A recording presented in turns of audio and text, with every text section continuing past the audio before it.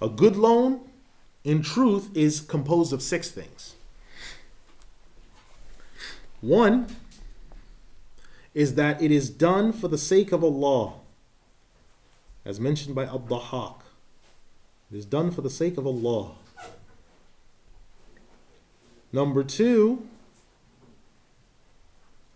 that it is taken from the best of the object or thing being given in loan. Not the worst, but its best, as said by Muqatil.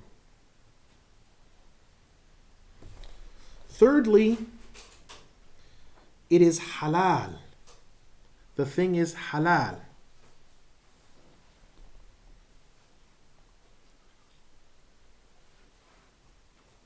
As mentioned by Abdullah ibn al-Mubarak. Fourthly, that he is seeking reward with Allah by giving this thing.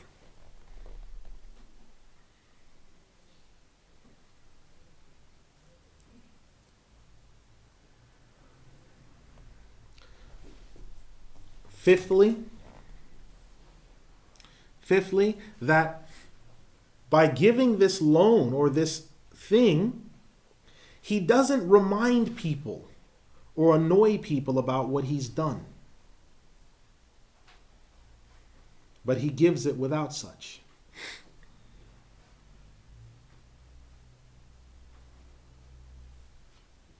And sixthly, that he gives the loan from the best of his wealth.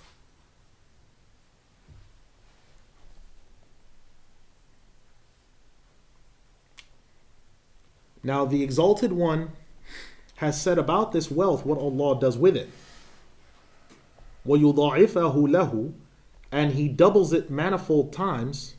Abu Amr and others have said that it can be recited وَيُضَاعِفَهُ or وَيُضَاعِفُهُ,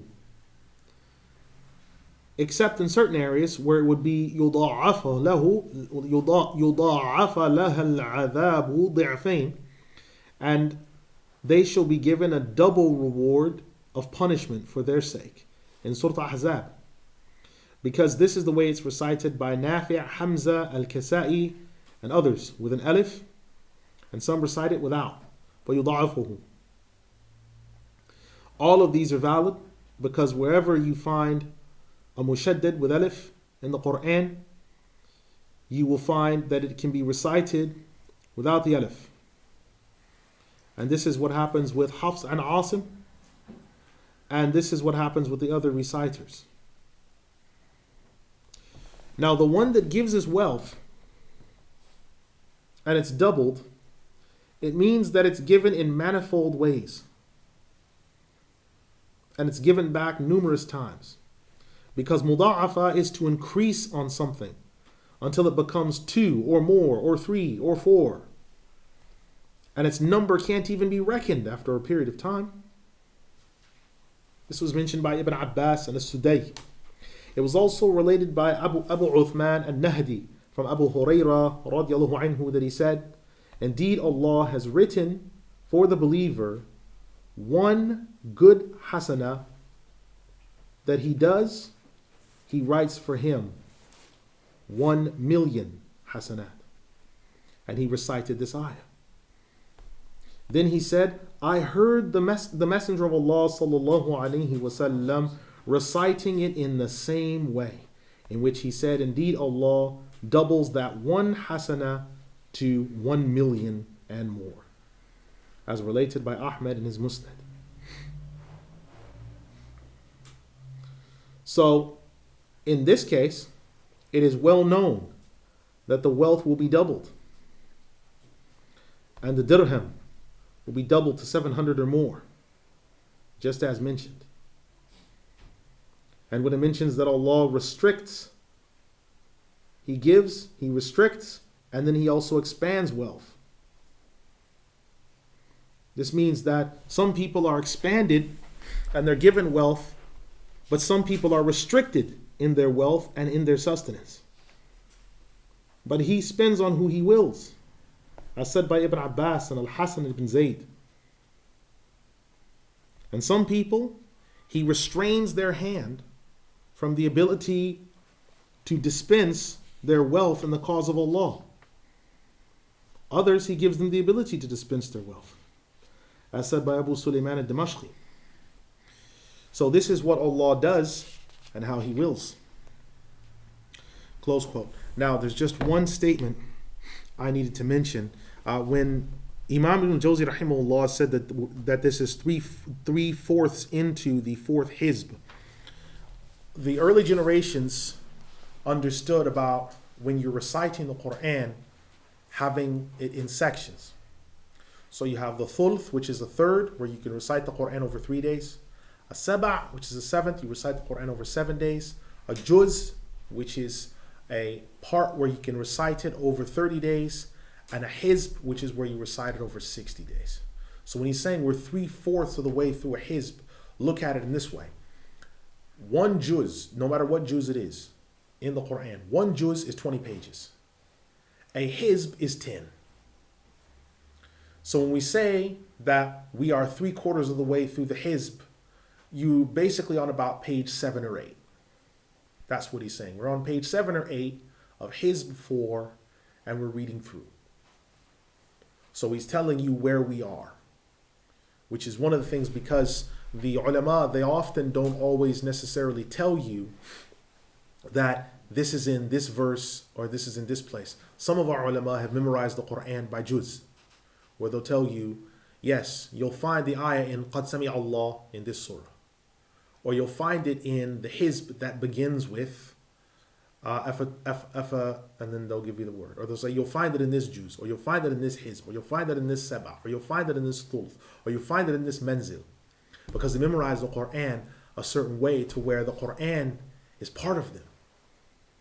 So for a lot of them, they don't have to rustle through the pages and wondering, where is the ayah? It's become part of them. The Quran has become part of them.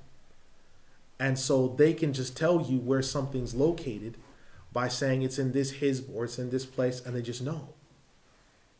And that's part of what comes from the wisdom of these ulama. Now, we're coming into ayat 246 on. Now, it's here that a very interesting point comes. Imam Muhammad Ahmad al-Safarini, rahimahullah, and some other ulama, these ayat are sometimes used to introduce discussion about Al-Imam Al-Mahdi, Muhammad ibn Abdullah min Bani Hashim alayhi salam.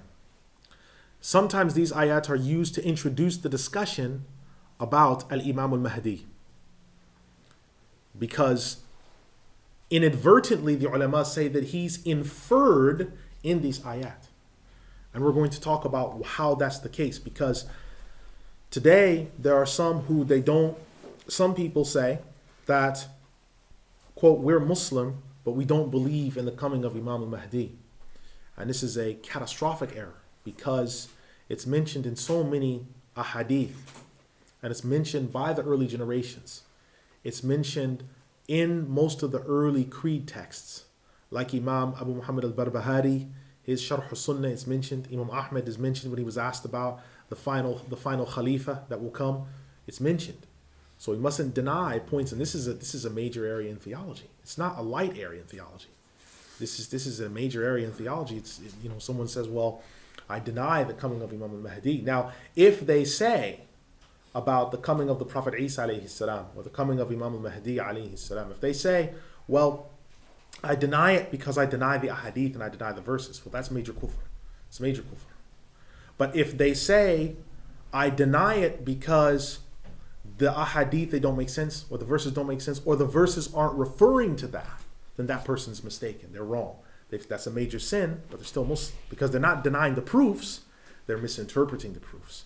And as you know, when you look in the chapter under Hukm al-Murtad, the chapter on what makes one a Murtad, one of the conditions or one of the impediments of takfir is ta'wil. So if someone is interpreting, they can't necessarily straight away be called a kafir when they're in a state of ta'wil, because they view everything that an opposing side brings to them as what is called akhbar, news. They don't view it as haqq. So when you come to some people who are interpreting the Ahmadi, and you tell him that Ghulam Ahmad of Qadian is a false prophet, he's a false teacher, he's a lying, rebellious Dajjal or what have you, that from you, they see that as just akhbar. That's not true. They'll go back, check it with their people, say, no, that's not true. And they'll just not accept it. It doesn't stay in their heart. But what is haqq is when you get through to them and they take it on board, they listen to it and they understand it, and then they reject it in spite of it. But most of us in the English-speaking world don't do that. We give people a barrage of ayat and a hadith, and we explain to them that it's clear-cut, and when they don't take it, then we're like, well, I have no other choice but to make takfir on you or to say you're not Muslim, because we've been so firm with them. But it may be that there's a whole culture of ayat that they learned wrongly, where they think that, yes, this is the way that it should be. Like, for example, very quickly moving on, there's some people that believe that there's an ayah in the Quran regarding polygamy that says, if you married only one, marrying only one was better for you if you but knew. There's no such ayah. I've challenged everyone and their cousin on this. Marrying one is better for you if you but knew. Really? Fine, it's 6,236 ayat. That shouldn't be that hard to hunt down. It's not that hard. Or the people that say there is no Isa and there is no Mahdi. Really? Where's that hadith? Oh, it's in Tabarani. Where? Tabarani is not that big. Which Tabarani? The Mu'jam al-Awsat? The Mu'jam al-A'zam? Which Mu'jam is it in? Tell me. Can't find it. So sometimes people have been given information and you have to look at it. So these ayat will tie them up because it talks about the Mahdi is as an inference and other things. Imam Al-Jawzi rahimahullah, he says, before I move on, when he mentions the name of the Prophet regarding the valley of the dead bones that were brought back to life, he said that this was the Prophet Hazqeel. Okay, in English, you would know this as the word Ezekiel. Ezekiel. Most kuffar have heard this expression. Yes, you believe in the Prophet Ezekiel? Of course we do. Or we know it as Hazqeel in Arabic. But you've translated from Hebrew, which was Yahazqal, into Ezekiel. But in Hebrew and Arabic, it's Hazqeel or Yahazqal or Yahazqal. Right?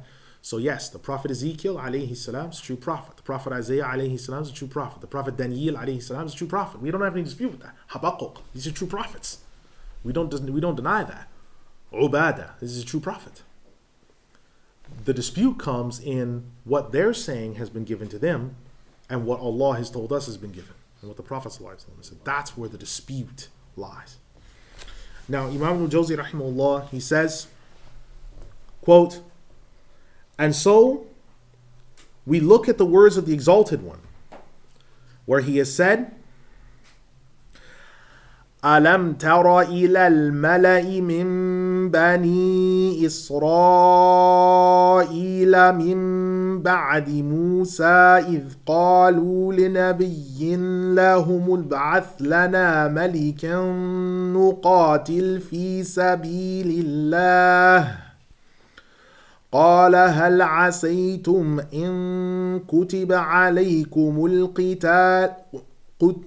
عليكم القتال ألا تقاتلوا قالوا وما لنا ألا نقاتل في سبيل الله وقد أخرجنا من ديارنا أو أبنائنا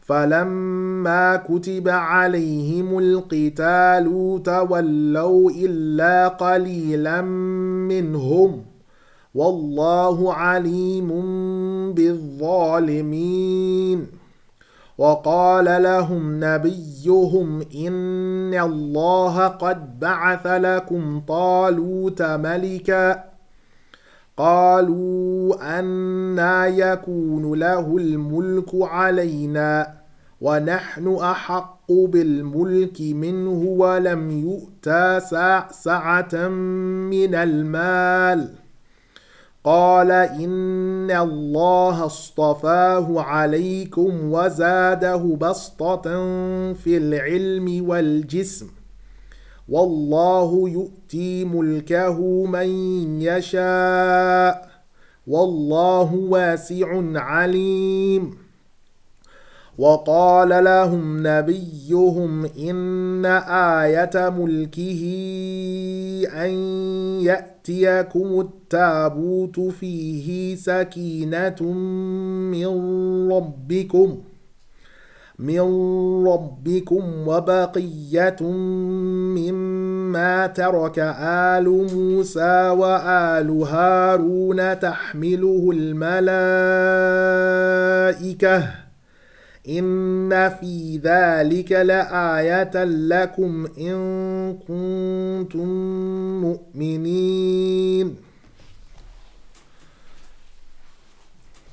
Have you not seen a high-ranking group of the children of Israel after the time of Musa, when they said to a prophet among them, raise up for us a king so we might fight in the cause of Allah? The prophet said to them, it may be that if fighting is commanded for you, you won't fight. They said, what would be the matter with us that we would not fight in the cause of Allah when we were driven from our homes and our children were driven out as well? But when fighting was enjoined on them, they turned away except a very small group from them. And Allah knows the oppressors indeed. Their prophet said to them, indeed Allah has appointed Talut to be a king for you. They said, how can he have the right of being king, whereas we are better deserving than he to exercise authority? And moreover, he has not been granted abundance of wealth as we have. The prophet said to them, surely Allah has chosen him above you and has given him more knowledge and strength. And Allah bestows his kingdom to whomever he wills. And Allah is all-encompassing, all-knowing. And their prophet said to them, surely the sign of his dominion is that he shall come to you with an ark of covenant, in which there is the tranquility of your hearts, the tranquility of your hearts from your Lord. And there shall also be the relics and signs left behind from the house of Musa and the house of Harun. And the ark shall be carried by the angels. This is a sign for you if you are believers. Have you not looked at, or have you not seen the high ranking from the children of Israel? This is referring to the fact, this expression mala'a is any group where it is exclusively men and there's no women among them. The same thing has to do with the expression qawm or nafar or rahat is used. It's exclusively a group of men without the presence of women. As Zujaj has mentioned that the word mala'a means the people who possess judgment and opinion. They're called mala'a because people turn to them and go to them for advice when they need them. Now their prophet that had been among them was Shamwil, as said by Ibn Abbas and Wahab. And secondly, this was during the time of the successorship of Yusha ibn Nun, as mentioned by Qatada. Now he was called Shamwil, and some say Sam'un as well, by his mother, because she made dua to Allah that he would sustain her with a young boy that was good. And when her dua was answered, she named him Sam'un, meaning that Allah has answered my prayer. Now the children of Israel, the reason for their asking for a king to be brought over them is because their enemy had conquered them. And the use of the word in the ayah, nuqatil, the way that this is being recited is indicating a decisive statement. And the same expression is used in other places. If fighting was enjoined upon you, meaning if it was made fard, it may be that you turn away or you don't listen. But they said, how would we do that when we were driven out from our homes, some of us. Some were taken prisoner and captive and conquered. And some of us were destroyed. So although the ayah is general, what they were talking about was specific. And when Allah mentions their turning away, it means those who turned away from jihad. And all those that turned away were few. All those who turned away were many, and those left were few. And they are those who crossed the river Jordan on the other side of Philistine.